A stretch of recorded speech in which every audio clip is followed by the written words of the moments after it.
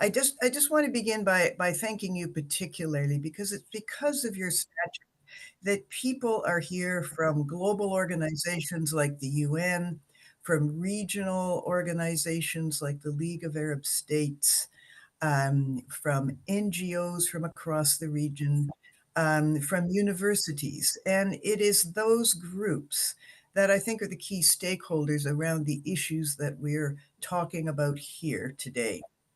My own background and my role in the presentation here is that I'm a family scholar.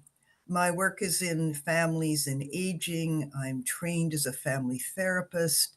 So my interest around this question of the care ecosystem really is around the place of families and their relationship to paid care and to the social care system that is being talked about by many of the broad UN organizations. So it's a pleasure to be here. We haven't talked a lot about the care ecosystem, but I'll talk about it a bit in my presentation today. Could I have the next slide, please?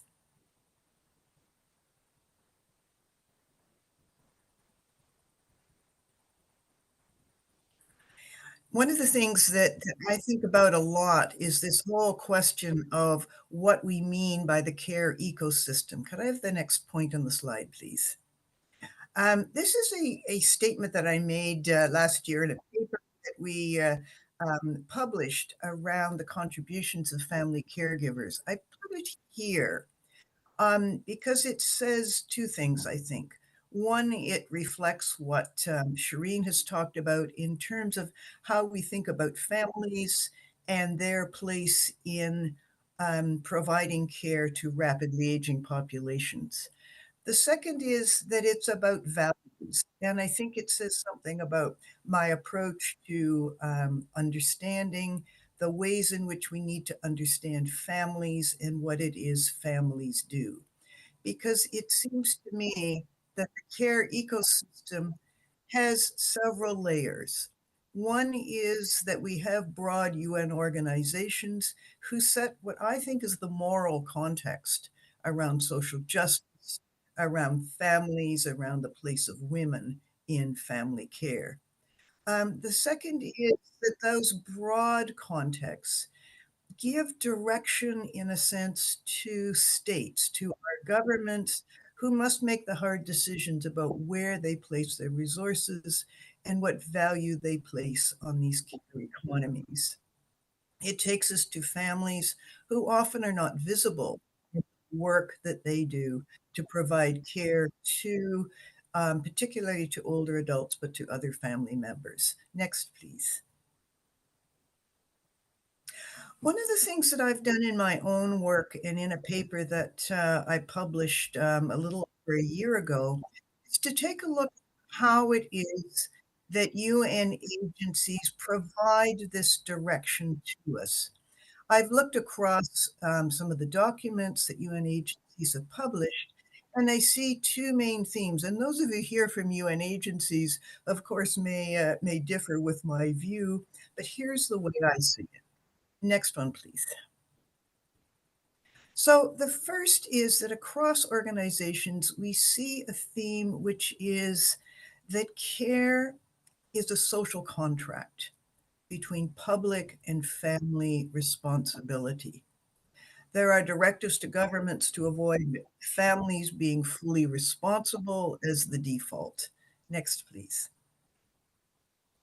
One of the things that we see, Shireen mentioned the UN Decade of Healthy Aging, is an explicit directive to countries to develop systems of long-term care to relieve families from full responsibility.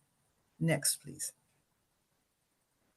This year in 2024 is the UN International Year of the Family. It's a celebration of the UN year 30 years ago. One of the things we're seeing is more discussion about what UN families people think about the balance of responsibility. And it's interesting that part of the conversation they bring in is around care to young children, as well as long term care to support other family members. Next, please.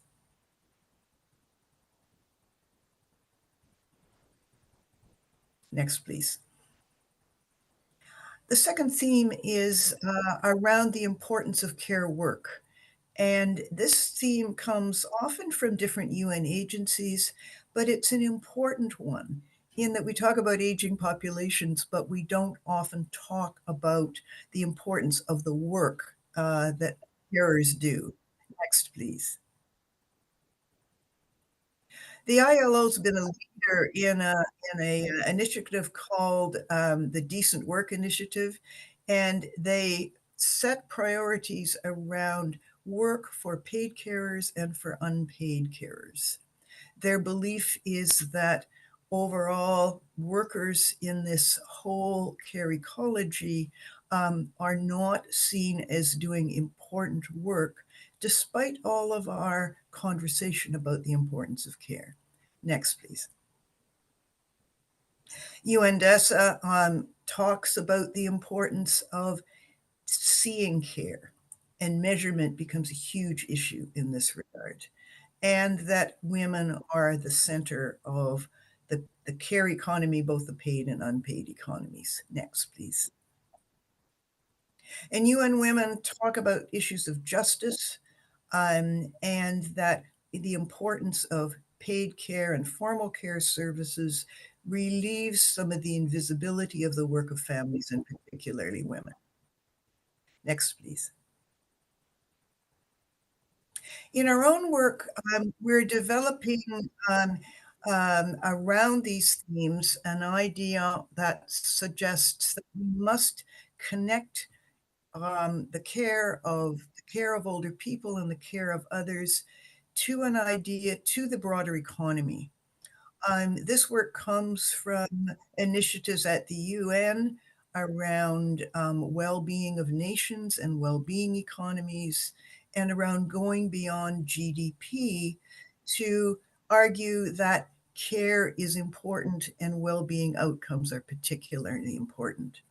The social care economy has a number of pieces that I'll look at briefly. Next, please. One is that we're talking about social care. And so the work that carers do are around helping people with the daily functioning, their activities of daily living, their problem solving, and so on. This becomes important because there's a whole other theme, of course, around medical care. The care workers we're talking about are not working in that realm. Next, please.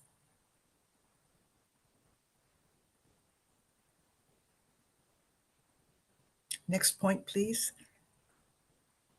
The workers are those whose work is paid and whose work is unpaid. Those distinctions are not clear in places, for example, where many people are working in the informal economy entirely. And we need to, or in some countries like in Scandinavia, where family carers may be given a stipend to provide their care work. But mostly we're talking about people who are working, who are paid to provide care, and people who are providing it because of connections or family goals and obligations. Next, please. Whoops. Back one, please. There we go. Um, Importantly, we need to think beyond care to older adults. That's the main focus today. But we also know that there are more and more people who are being born with high levels of disability, or who acquire those levels of disability early in their lives, may need very long-term care. In our own work in Canada, we find a group of carers who on average provide care for 35 or more years. Importantly, too, we think about to young children, because we know that many people, certainly women, provide both. They provide care to young children, and they provide care to others across the life course with disability. Care does not happen in silos, although I know that with government policy, often we have policies under different departments, and so it's hard to bring those all together. This work on the social care ecology, I hope will be submitted soon to a Journal of Global Aging to help with our conversation about where families and where formal sector should be and how they might look in each country. Next, please.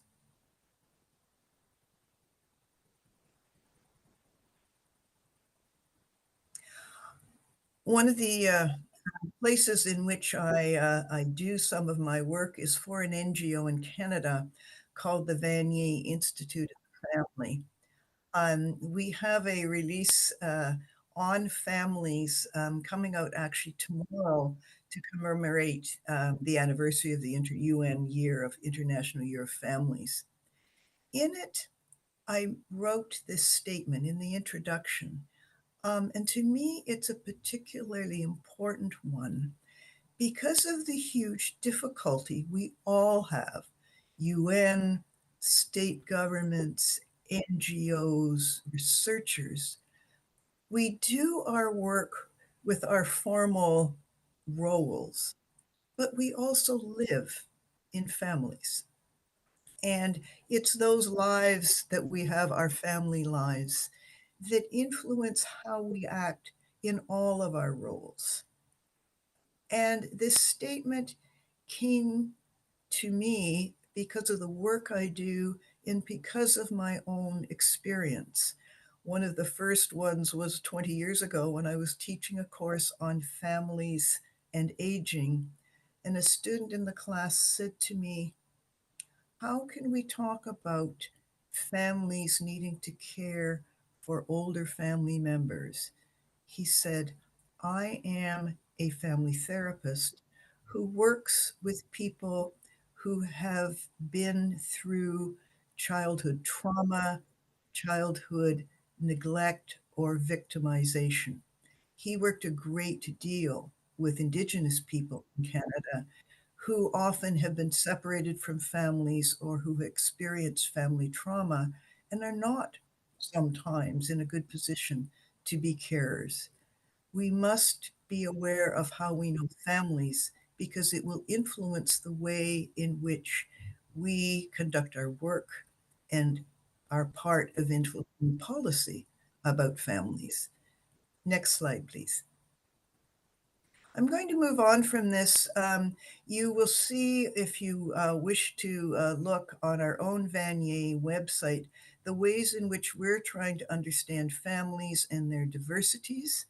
And I would be happy to have conversations with people after this session about how it makes a difference if we look at the way families are organized, if we look at the work they do, or if we look at the way they are seen themselves and by others. Next slide, please.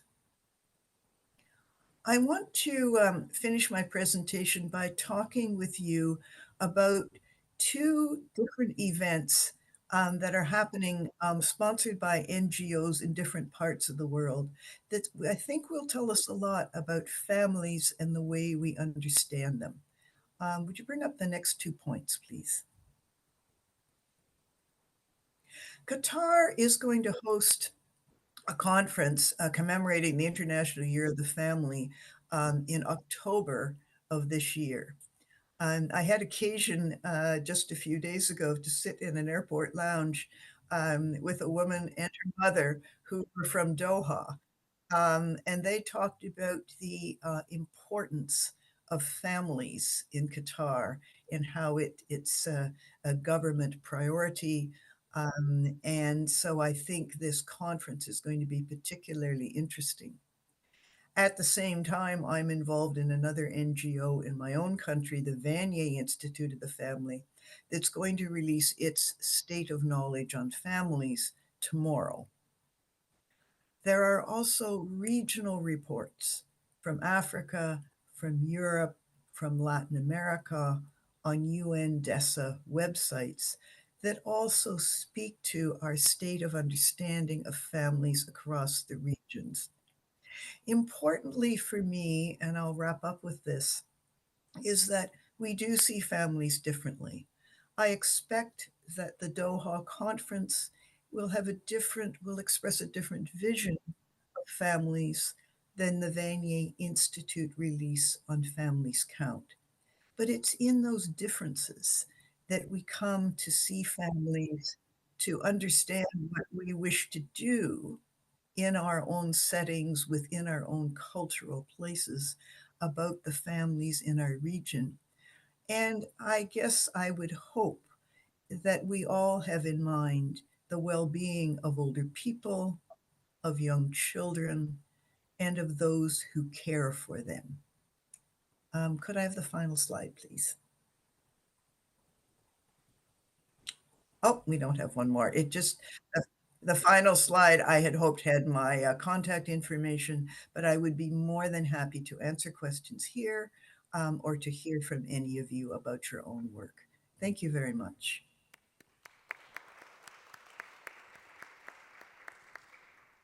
Thank you so much.